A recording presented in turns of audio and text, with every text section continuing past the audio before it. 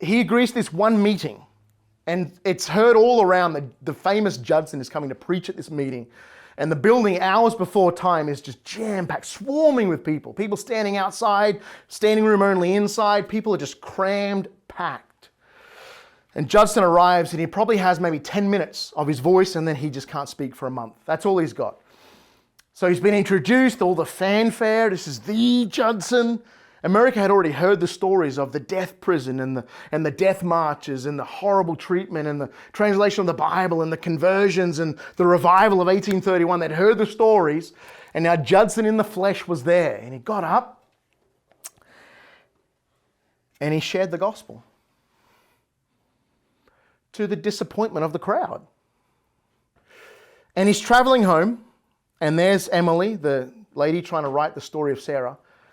And she kind of tries to have a quiet word with Adoniram. She says, the people were a bit disappointed tonight, Judson. He said, well, I can't imagine why. I mean, we can all imagine why, right? She said, no, they were looking for a story. He said, I'm sure I told them a story.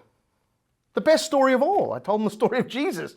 What more could they want? And she, not going to play the game. She said, yeah, but from a missionary recently returned from the intrepid jungles of Burma, they were looking for a story. And he turned and he said to her, I'm going to meet all those people again one day. And the next time we see each other, it will be at the judgment seat of Christ. And I refuse to have any one of them say at the judgment seat of Christ that they had one chance to hear the gospel and I told them a story.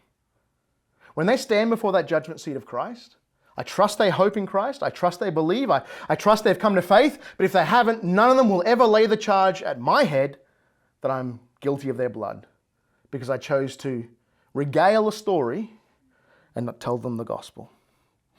Gives you a sense of who Judson was.